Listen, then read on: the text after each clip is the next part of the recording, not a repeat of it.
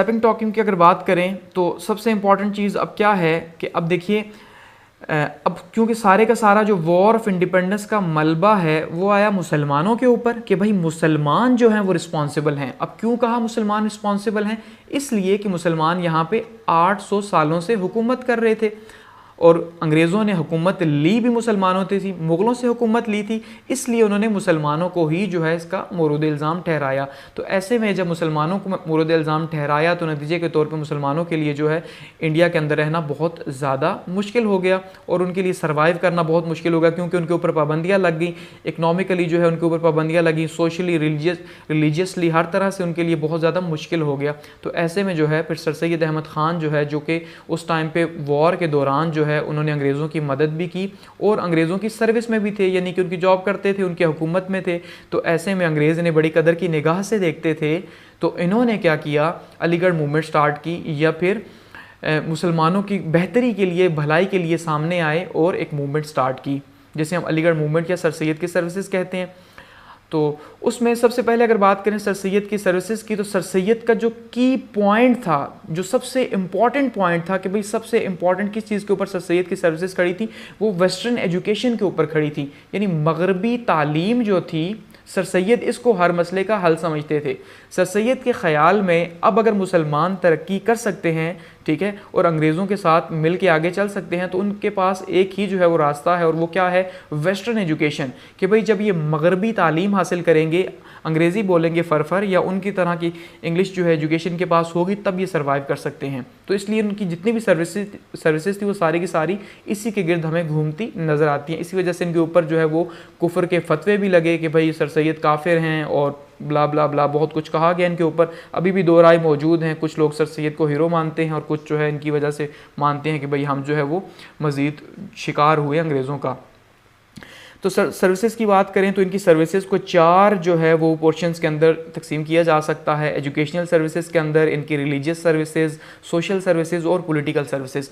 सबसे पहले अगर बात करते हैं एजुकेशनल सर्विसेज की कि भाई तालीमी खिदमात जो हैं वो सर सैयद की क्या रहीं, तो देखिए तालीमी खिदमात के अंदर सबसे पहले इन्होंने क्या किया जी, मुरादाबाद के अंदर 1859 के अंदर एक स्कूल का आगाज़ किया। जहाँ जहाँ यानी इनकी पोस्टिंग रही वहाँ वहाँ ये काम करते रहे एजुकेशन के ऊपर। उसके बाद गाज़ीपुर के अंदर इन्होंने 1863 के अंदर स्कूल का क़याम किया। उसके बाद साइंटिफिक सोसाइटी जो है वो 1863 के अंदर ही जो है वो इसका क़याम किया। और साइंटिफिक सोसाइटी का पर्पज़ क्या था जी, जो इंग्लिश बुक्स हैं, ठीक है जी, या इंग्लिश जितना भी लिटरेचर है, अच्छी अच्छी बुक्स, उनको ट्रांसलेट करना उर्दू के अंदर।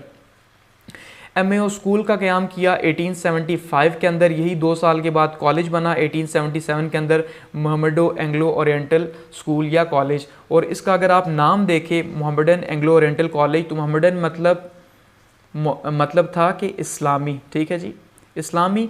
और एंग्लो से मुराद अगर हम लें तो एंग्लो का मतलब है इंग्लिश, और स्कूल ओरिएंटल से मुराद मशरकी, ठीक है।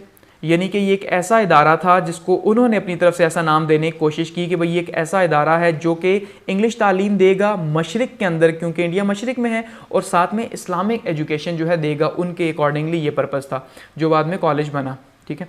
और इसी तरह से मोहम्मडन एजुकेशनल कॉन्फ्रेंस का क़याम भी 1886 में अमल में लाया गया, जिसका पर्पज़ ये था कि वो स्टडी करेगी इस एजुकेशन सिस्टम को, या सारे के सारे इंडियन एजुकेशन, मुसलमानों के एजुकेशन सिस्टम को, और प्रपोज़ करेगी कि भाई मज़ीद जो है वो क्या काम किया जाए एजुकेशन के अंदर मुसलमानों के लिए। सेकंड पे बात करते हैं जी सोशल और रिलीजियस सर्विसेज की, यानी कि मुआशरती और मजहबी जो है इनकी सर्विसेज रही हैं, वो क्या रही हैं। तो उसमें सबसे पहले खुतबात अहमदिया 1869 के अंदर जो है इन्होंने ये लिखी। यानी खुतबात अहमदिया क्या है कि 1869 के अंदर सर सैयद अपने बेटे महमूद के साथ जो है वो UK गए, और वहाँ पे जो है एक बंदे ने एक बुक लिखी हुई थी और उसमें नबी सल्लल्लाहु अलैहि वसल्लम की शान में गुस्ताखी की गई थी। तो इन्होंने नबी सल्लल्लाहु अलैहि वसल्लम की लाइफ के ऊपर एसेज जो है वो लिखे खुतबात अहमदिया के, और नबी सल्लल्लाहु अलैहि वसल्लम की शान बयान की उनके अंदर, उनके अगेंस्ट में, उस बुक के अगेंस्ट में। इसी तरह से तबयीनुल कलाम जो है, इन्होंने बाइबल जो है उसका एक फ़िलासफ़ी के अंदर जो है वो एक तफसीर लिखी फ़िलासफ़ी के अंदार में बाइबल की, ठीक है। इसके अलावा अहकाम अहले किताब जो है इन्होंने लिखा कि भाई आप जो है वो अहले किताब यानी कि जो ईसाई हैं, अंग्रेज़ जो हैं, उनकी बात की गई कि अंग्रेज़ों के साथ आप खाना पीना खा सकते हैं, वो जायज़ है, उसके ऊपर बात की गई। यानी कि कोशिश इनकी ये थी कि किसी तरह से अंग्रेज़ों ठीक है, यानी जो अंग्रेज़ हैं, हुक्मरान हैं, अंग्रेज़ों और मुसलमानों के बीच में जो है वो नफ़रतों को कम किया जा सके किसी भी तरह से। तो बहुत से लोग इनको मानने भी लगे और बहुत से लोग जो थे, जो ऑर्थोडॉक्स थे, उन्होंने इनके ऊपर इल्ज़ामात लगाए, उन्होंने काफिर का नाम भी दिया, लक़ब भी दिया। अच्छा, तहज़ीबुल इख़लाक़ जो है इसी तरह से इन्होंने जारी किया, ये एक रिसाला था और ये रिसाला जो है इसका पर्पज़ क्या था कि मुसलमानों के अखलाक को बेहतर किया जाए और एक्चुअली में इसके अंदर जो है वो मज़ामीन होते हैं इंग्लिश एजुकेशन के ऊपर कि भाई आप वो हासिल करें। और अंजुमन उर्दू का क़याम अवल में लाया जिसका पर्पज़ उर्दू की तरक्की था। ठीक है, उसके बाद बात करते हैं जी पॉलिटिकल सर्विसेज की, कि सर सैयद की जो पॉलिटिकल सर्विसेज हैं वो किस तरह की रहीं। तो देखिए पॉलिटिकल सर्विसेज में सबसे पहले जी क्या किया सर सैयद ने जी, मुस्लिम ब्रिटिश कंप्रोमाइज़ के ऊपर काम किया कि भाई सबसे इंपॉर्टेंट इनका जो काम था वो अंग्रेज़ों और मुसलमानों के बीच में दोस्ती पैदा करना था। और वो जो नफ़रत एक पैदा हो गई थी अंग्रेज़ों की, क्योंकि अंग्रेज़ वॉर ऑफ इंडिपेंडेंस का ज़िम्मेदार जो है वो समझते थे मुसलमानों को, तो इस वजह से ये चाहते थे, यानी सर सैयद चाहते थे किसी तरह से अंग्रेज़ों के दिल से ये जो दुश्मनी है ये ख़त्म करके दोस्ती जो है वो इनके दिल में लाई जाए मुसलमानों के लिए।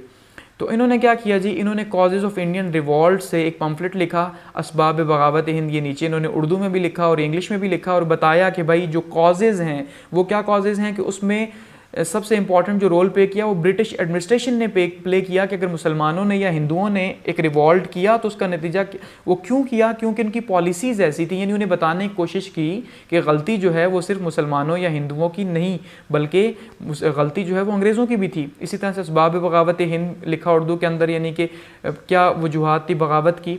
लॉयल मोहम्मडन्स ऑफ इंडिया लिखा और इसमें बताया कि भाई ये जो मुसलमान हैं ये मुसलमान कितने वफ़ादार रहे अंग्रेज़ों आपसे, अंग्रेज़ों को बताने की कोशिश की कि भाई आप अभी इनके साथ दुश्मनी कर रहे हो लेकिन ये आपके वफ़ादार भी किसी टाइम पे रहे हैं। अच्छा, इंटरप्रिटेशन ऑफ वर्ड नसारा, ये एक नसारा एक वर्ड है जिसको बोला मुसलमान बोलते थे, तो उन्होंने कहा भाई ये नफ़रत से नहीं बोलते बल्कि नसारा जो है वो हज़रत ईसा अलैहिस्सलाम के नाम की तशरीह करते हैं, तो आप इसको बुरा न माने।